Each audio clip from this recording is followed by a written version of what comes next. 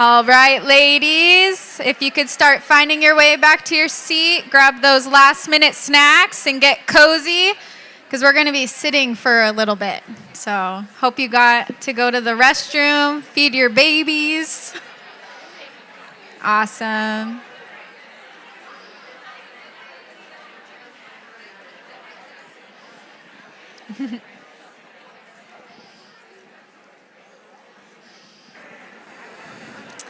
Okay, we're going to just get going here. As we shared earlier, we have a lot of amazing speakers that are going to be sharing throughout the year. Today, you guys get us, which I don't hear any clapping. Where's the clapping? We are just going to be sharing about how the theme of being held has played out in each of our lives through just some personal stories.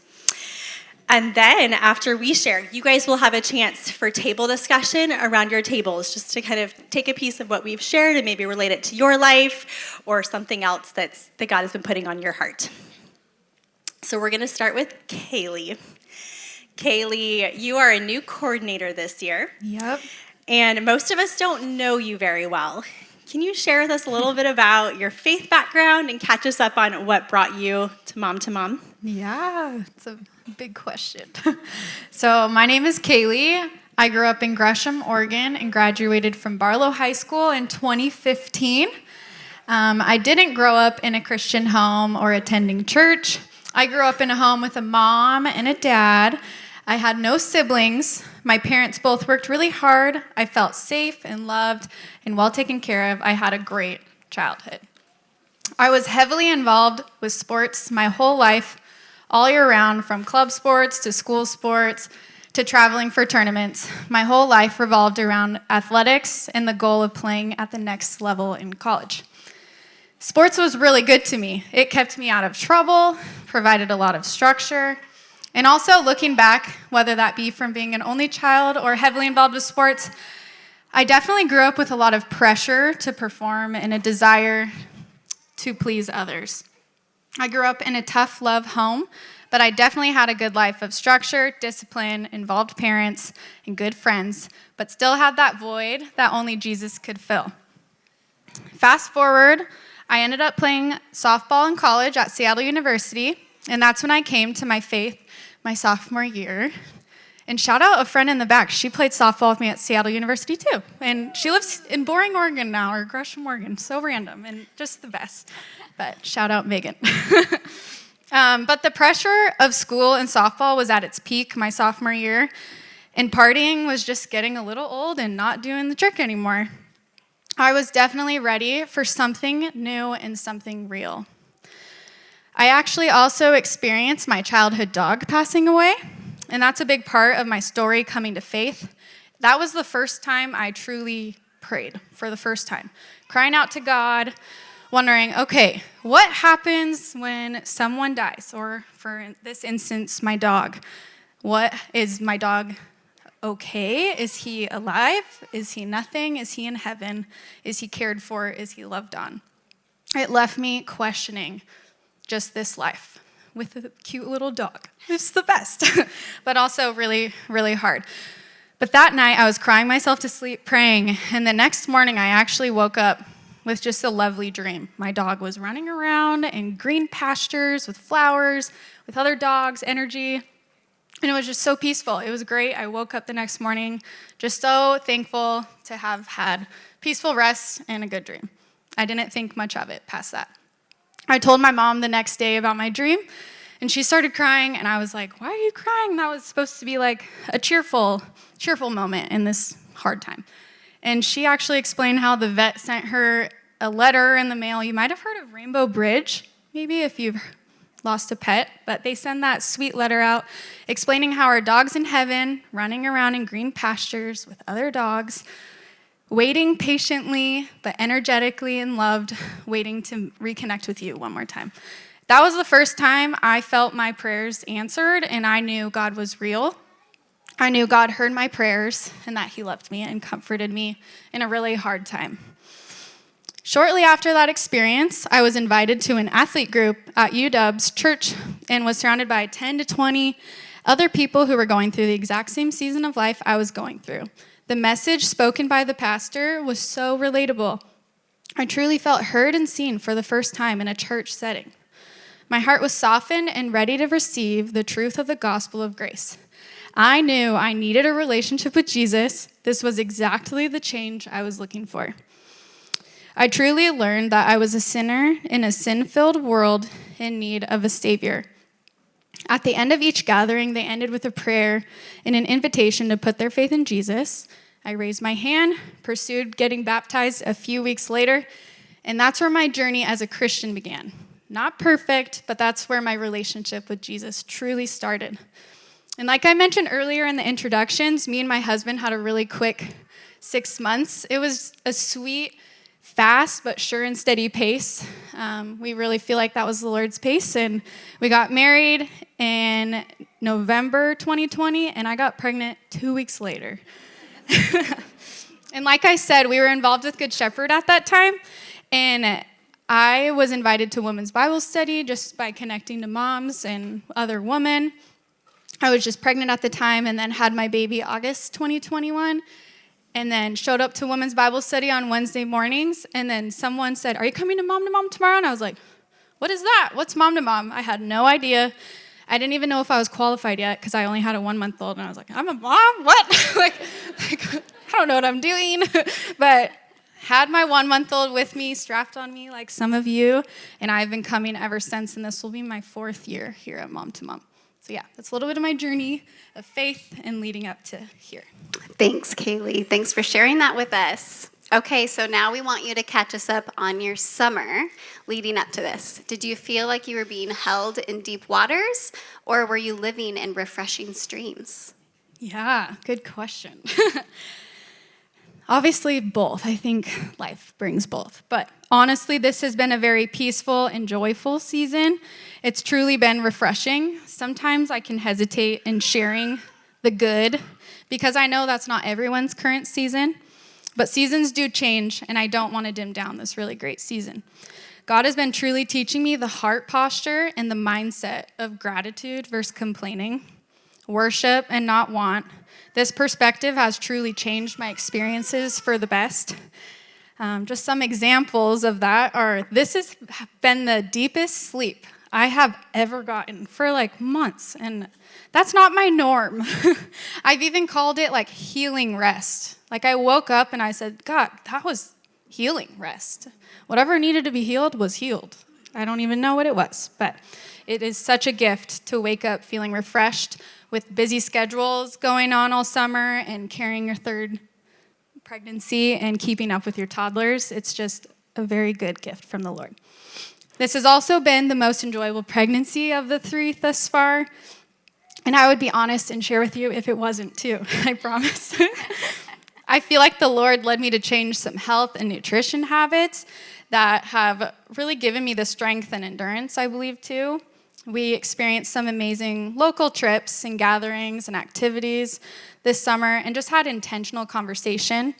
I even got to share about Jesus to multiple unbelieving family members that I have been praying years for. So that is probably the best part. It's easy for me to not want this season to ever end. Like, can I stay in this season forever and never go through deep waters or harder seasons? But that's not reality of seasons. It's easy to let myself think, is something bad about to happen? Because this season is just too good. But I don't need to worry about that. The Lord says in Matthew 6:34, "Do not be anxious about tomorrow, for tomorrow will be anxious for itself." I believe the Lord loves when we rejoice in Him, when He pours out His good gifts and blessings on us. We don't need to water down our joy and excitement for all that He is doing in and through us. James 1:17 says, "Every good and every perfect gift is from above." So yes, this season hasn't been challenge-free by any means, but it's been enjoyable, peaceful, refreshing, and just so sweet. Wow, thanks so much for sharing that, Kaylee. And thank the Lord for those sweet and refreshing times. It's been really encouraging to hear about how He has given you the rest that you've needed and sustained you and led you into this time as a coordinator at Mom to Mom. So, what are you looking forward to in learning about how to be held this year, do you think? Yeah. I struggled with this question a lot. I think I landed on that I would like to learn how to be held. So simple. But how to actually be held, especially in the uncomfortable seasons, specifically.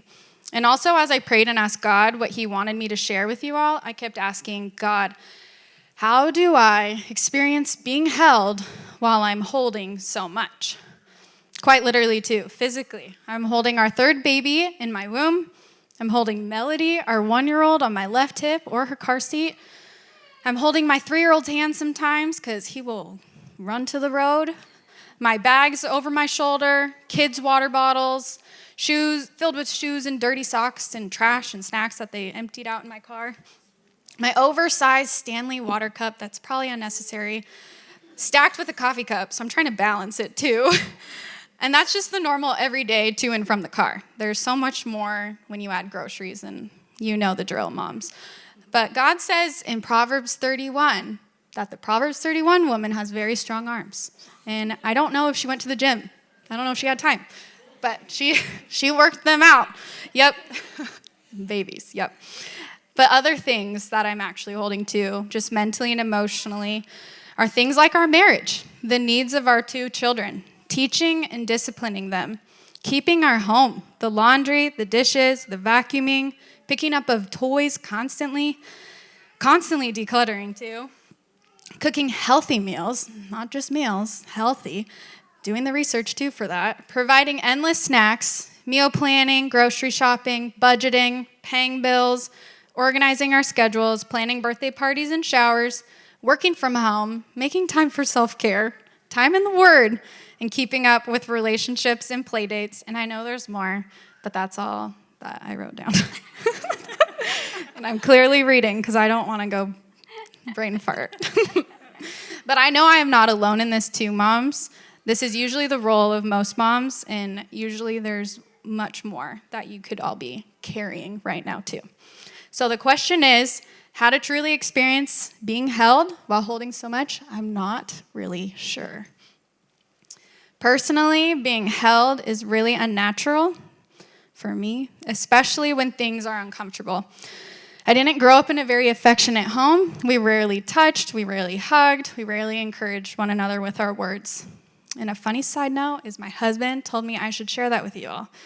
I don't know why, but no, he said they need to know that's where you came from. And like that's what I'm working through right now is I truly don't know how to be held physically. He said I have gotten much better, though, at being held. Longer hugs and not being so stiff. He also encouraged me to start giving my parents hugs when I say hello and goodbye. I have done that more intentionally, and each time gets a little less awkward. I still forget, because it's just so unnatural. But overall, I know the Lord is softening me and showing me a new way of life to truly receive His goodness and love despite my own doing. Since my nature from early childhood is to do and to strive and to earn, this year I hope to lean in and allow Christ to hold me while I juggle all these things that I want to so badly succeed in.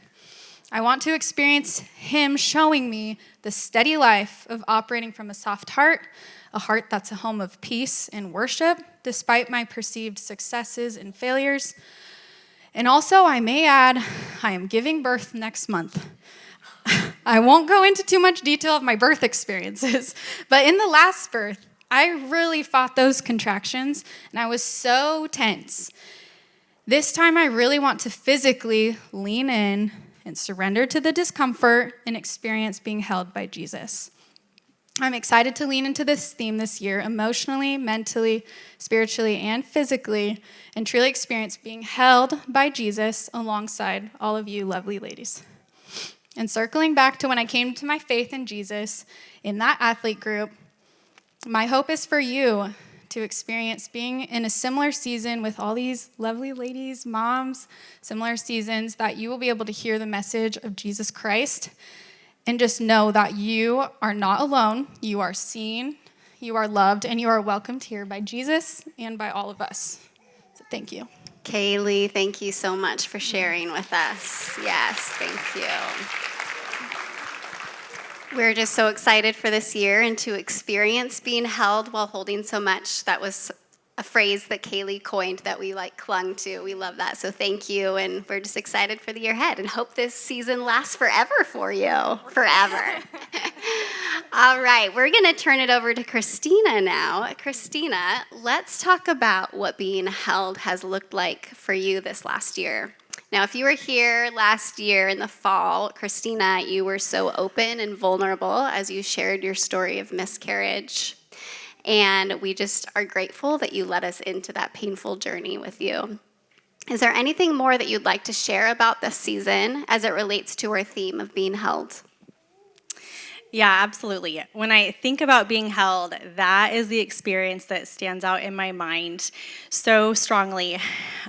Being held in that specific grief was so beautiful and also really humbling, while it was difficult and really painful. I thought I was always mentally prepared for pregnancy loss. Every time I got pregnant, I knew there was a chance, but when it actually happened, it shook me to the core. When I think back to last October, it was really God's presence that brought me the deepest comfort and peace amidst that grief. But I didn't get to the point of being held without first accepting the pain and the despair that I was feeling. I continually cried out to the Lord in so much sadness. I brought it to Jesus, and he so faithfully held my grief. He held me in his goodness and his grace. I've seen the value in going to God with our grief. It's tempting to stuff our pain or ignore it or brush it aside, deal with it later, and try to move on from the feelings.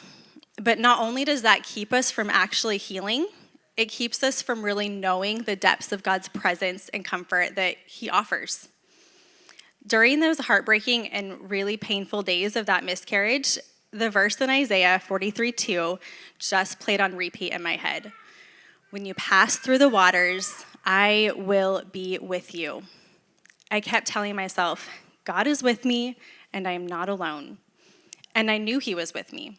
I was able to experience that deep grief along with his presence and comfort at the same time. As painful as it was, I knew that I was held in my grief. That's so encouraging to hear how God was with you, and you could see that for yourself too. So how did the Lord use his people to minister to you in that time? Yeah, that was a really encouraging and profound way where he continued to bring people into my life as I continued to reach out to them. He showed me his comfort and his presence during that time through people. I know that it's common to wait to make announcements until you're through the first trimester for the very reason that you might miscarry. And that thought crossed my mind. But my husband and I both decided that if there was a loss, we wanted to tell people about that. So we first invited them into the joy. When we were pregnant, we shared, knowing that we would also want to share if something changed. I know that's not how everyone feels, and it's scary, and that's okay. But I ended up getting to experience being held in that grief through others because I had first let them into the joy. Actually, the very word held was a word that came up pretty often through encouragement from other people, both in words and actions, as I reached out following the miscarriage. You just need to be held right now was a phrase that I heard on more than one occasion. In fact, as I scrolled through messages from last October, I found multiple references to being held. One friend texted, "I'm praying, know you are so loved and held." Another message said, "Your baby is being held and comforted by our Heavenly Father, and I pray you feel the same love and comfort." Another friend sent me this song called Held by Natalie Grant. It's an oldie but goodie. And I even came across a podcast and a book called Held. And it's all about God's comfort, specifically through miscarriage and infant loss. What's interesting is, though, I didn't even come up with the word held for our theme. It's just so sweet to look back and see how God's hand has been working all along. Friends showed up with practical help, like dropping off meals and care packages, watching my kids, along with praying for me and simply just being with me. The first day that I went to women's Bible study after the miscarriage really stands out in my mind as such a physical picture of people holding me. I could not sing during worship. I just stood there and wept. And I had friends who just surrounded me from all sides and laid hands on me and physically were just holding me through that grief. I still wanted to be there and I wanted to worship, even though I couldn't sing. But I knew that stepping into that with others was a way that God could show me that He was with me. Being willing to step into community in my grief and pain opened the door to receive comfort in ways that I really needed. But I wouldn't have experienced that type of comfort without first telling people and asking for prayer, inviting people into the pain. The weekend that I miscarried, my husband was actually out of town, and I was so angry about that, really. He wasn't just like a couple hours away where he could easily come home. He was across the ocean visiting his sister in Hawaii on a trip that we were both so excited for him to have. With as much grief as I was experiencing, I was also just really upset about that timing. I just wanted him to hold me, and it didn't seem fair. And yet the Lord knew that timing, and it was not a mistake. In my husband's absence, I absolutely needed to invite others into the pain. And in doing so, I got to see our community show up.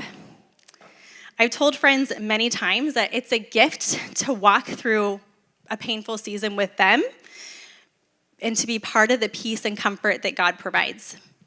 God really delights in using His people to bless each other in good times and in hard times. And truly believing that helped me let others into my pain, even though it was hard and vulnerable and messy. Thanks, Christina. Well, we know that you are pregnant again, and we are so excited for you. Will you please share a little about what it's been like being held in this pregnancy? Yes. For me, pregnancy after loss has been a little challenging to navigate. We tried to get pregnant for several months after the miscarriage without any success, and I was hearing about friends who were pregnant time and time and time again, and I could sense that bitterness welling up within me. Of course, I was so excited for them and thankful for the new life, but it just stung.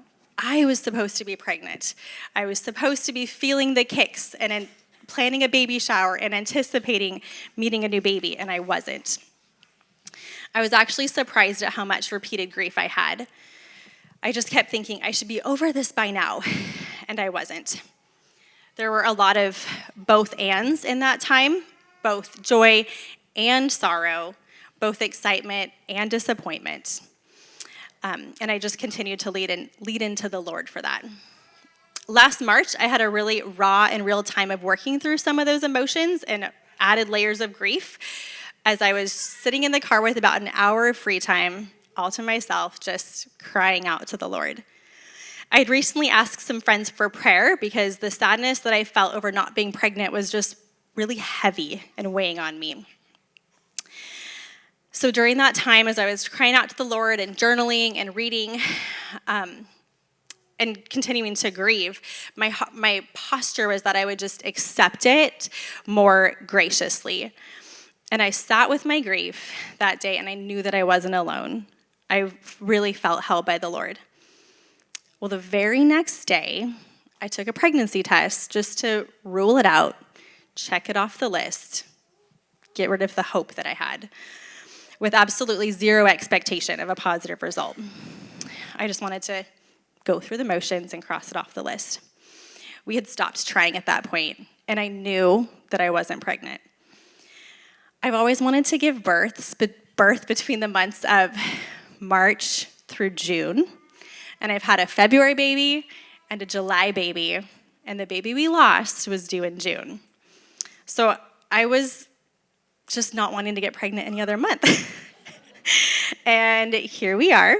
I'm due November 25th. Not my plan, but God has a good plan. So like I said, that pregnancy test I took that day after surrendering my grief was positive. It's just like the Lord to show us how he is in control and we are not. I have had quite a bit of anxiety throughout this pregnancy. The day I found out I was pregnant, I was a wreck. You would think that I would have been overjoyed, but instead I was overwhelmed with fear and worry.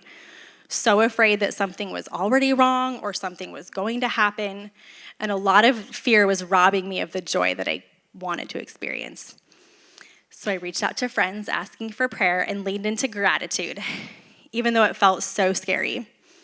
That afternoon, I went out and bought a little rainbow keyring as a physical reminder for my rainbow baby, as a reminder to choose expectant hope. I was going to celebrate this new life, even through the fear and the worry.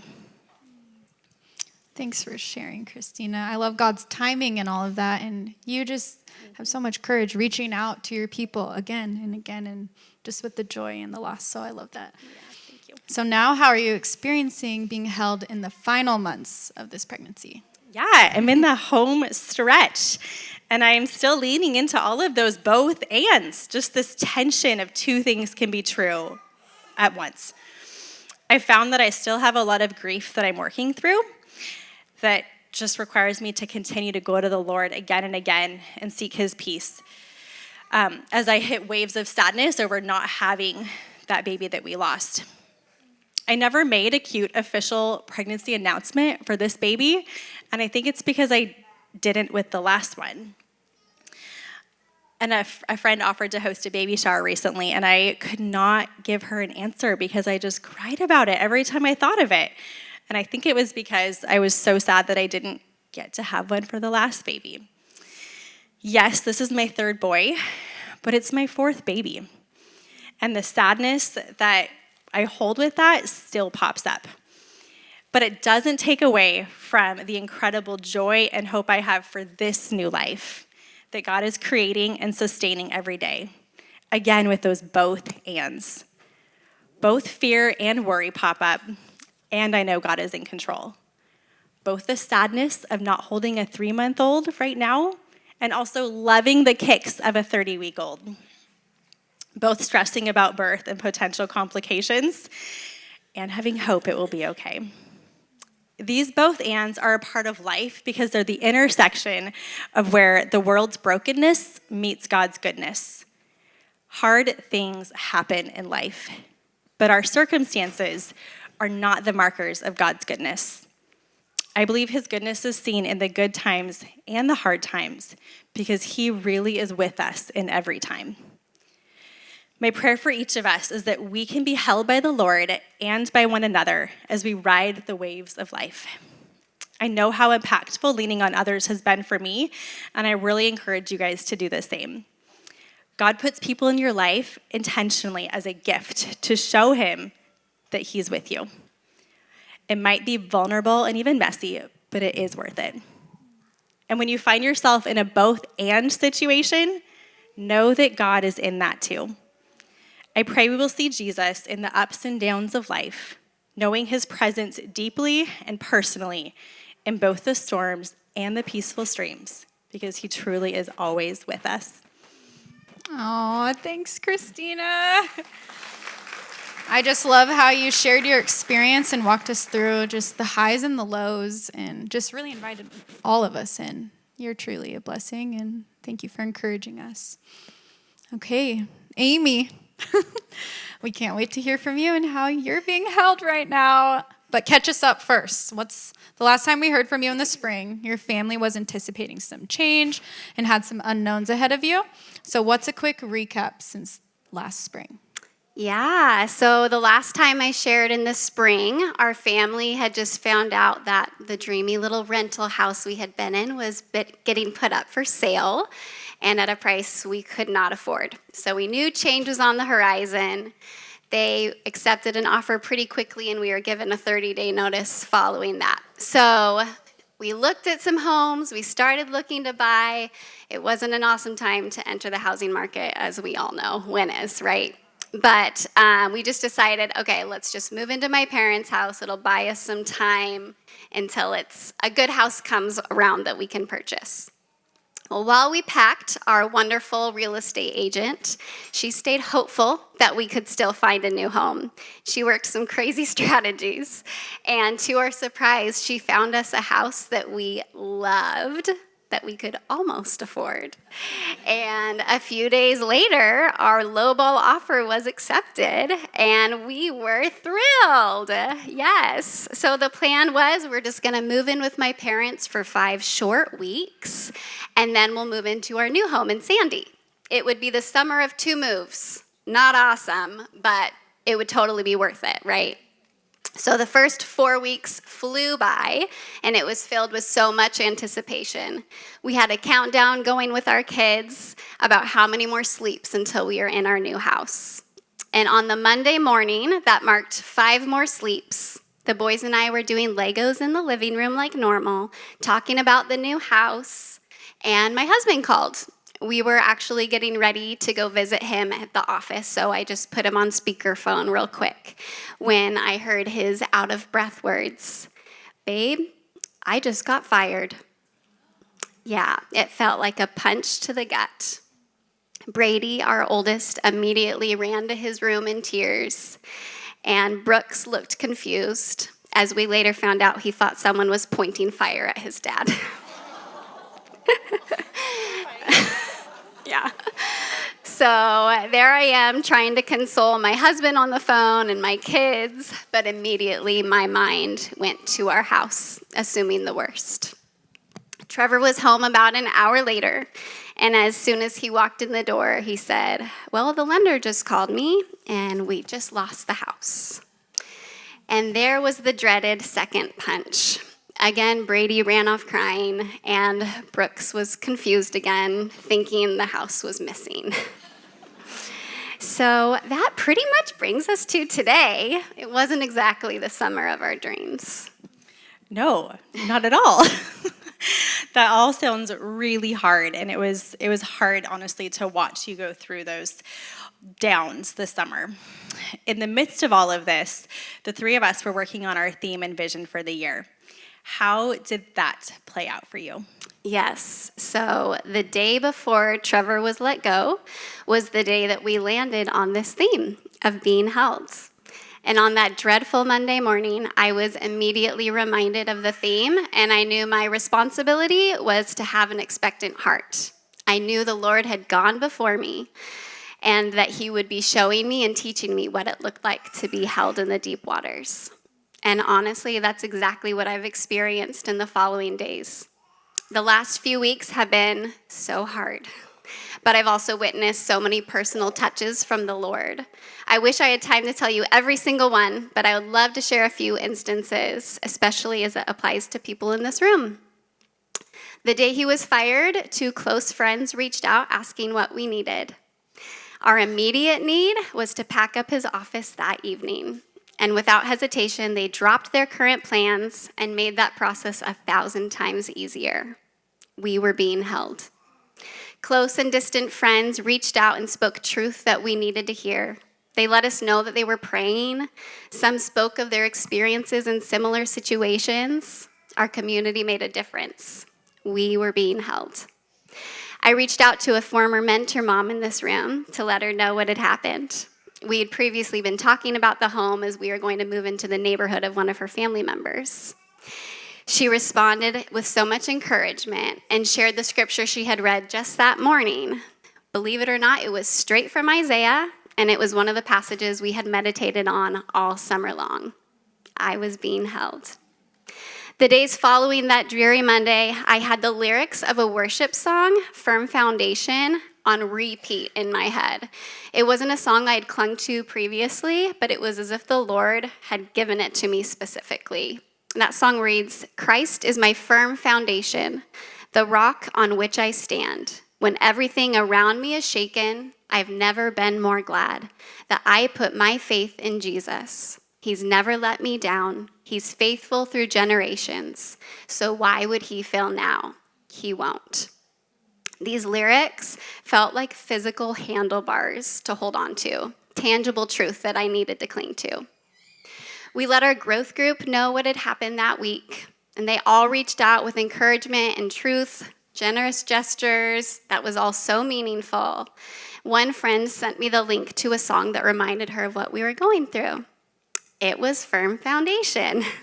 When I told her how meaningful that song had been to me, she couldn't believe it. It was the first time she had heard it. But I felt it, and I knew I was being held.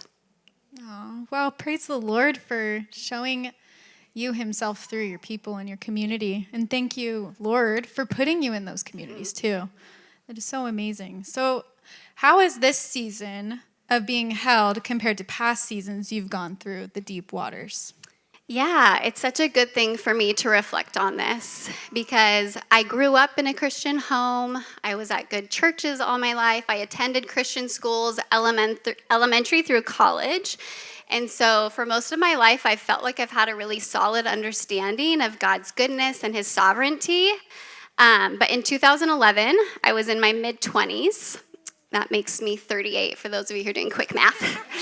And there was a series of events that brought so much change and loss to my life and just left my understanding of the goodness of God so shaken. In quick recap, in May of that year, a dear friend of mine named Sarah passed away after a 2-year-long battle with cancer. A few months after that, in September, I was in an accident that took me out of work for several months and left me with chronic pain. And then a few months after that, in December, the man I was 100% sure I would marry one day broke up with me. And that year left me just grasping for understanding, not at all in a posture of being held, but in like a white-knuckling grasp for control. I was so convinced God had gotten so many things wrong. When Sarah died, I was teaching for my first year in a Christian kindergarten classroom, and I had a picture of her on my desk just to remind myself to pray for her. And you know how that age of kids is, they ask, and then pretty soon they were praying every day. So it was like this whole classroom effort to pray for Sarah every day. And when she died that May, I just felt so much guilt and frustration toward the Lord. What felt like it should have been this amazing testimony of his healing just felt like a total letdown. And I felt like I had to defend God to these kids, but also at the same time wasn't trusting him. And it honestly took years of wrestling with the Lord to begin to find peace. And not in an understanding of the situations and why they happened, but in the Lord's ability to make good out of terrible situations. In contrast, this last summer, I was watching my own kids deal with tremendous loss and hurt. But instead of feeling like I needed to defend God, I was able to embrace the fact that God would be showing himself faithful to my family. And my job was just to point out ways how I saw the Lord caring for us. Not in a defending way, but in a way where I could acknowledge that this is going to be a foundational memory for my kids, especially my oldest. But I'm convinced that it's going to be a story that they're going to share later in life where they can speak to how the Lord held us. The way I would compare these two times in my life, 2011 versus this last summer, is using the story in the Bible of Jesus and Peter walking on the water. In the Gospels, we read when the disciples are out in a boat and they see Jesus walking on the water toward them. And Peter answered, "Lord, if it is you, command me, come to you on the water." He said, "Come." So Peter got out of the boat, walked on the water, and came to Jesus. But when he saw the wind, he was afraid and he began to sink. When Sarah died in 2011, my eyes were just focused on the wind and the waves. I was so narrowed in on trying to figure out what was going on, and there was just no peace in those efforts. But this last summer, I just felt like my heart was prepared to just keep my eyes on Jesus. It didn't mean I wasn't processing what was happening around me, but when you're waiting and you're watching for Jesus to show up, that's where the peace is. And that's how you can experience him holding you. It's like a trust fall. And the more times you do it, the quicker the muscle memory follows. A verse that ministered so much to me this summer was Isaiah 26:3, which says, "You keep him in perfect peace whose mind is stayed on you because he trusts in you." Well, we are very much still in the deep waters. My husband is still unemployed. That's why he was sitting back there this morning. And we're still living at my parents' house. I hope that I can encourage you to find ways to embrace being held while in the deep waters. By one, keeping your eyes on Jesus, not on the circumstances, expectantly watching him be faithful. Two, pointing out his faithfulness to those around us. And three, allowing Jesus to use others in our lives to encourage and speak truth. As I mentioned earlier, much of my community is comprised of people in this room today or people who've been here in the past. Maybe you're at a place in life where you don't have people around you who can speak truth and point you to Jesus. But I'm telling you, you're in the right place.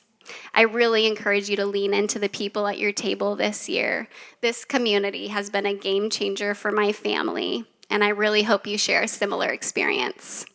Because we know the storms will come. They always do, except for you. You're going to stay in a good place forever. But they're so much easier to go through when you feel Jesus holding you. Oh, thanks, Amy, for sharing with us just the storms right now, the past storms, and just how you experience them so differently with your perspective and God's grace to show you his perspective. So just thank you. We love you. I love you. Yes.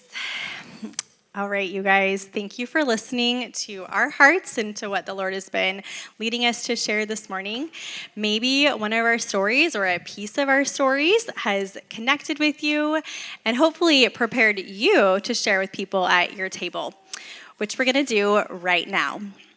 We're going to move into table discussion, and you guys will have some questions that are on the screen as well as on a paper at your table. And your table leaders will lead you through those. We hope that you guys can just enter into conversations about being held by the Lord. Before we begin, though, we want to remind you to please make sure you're doing your part to create a safe and uplifting environment. You guys have done a great job already.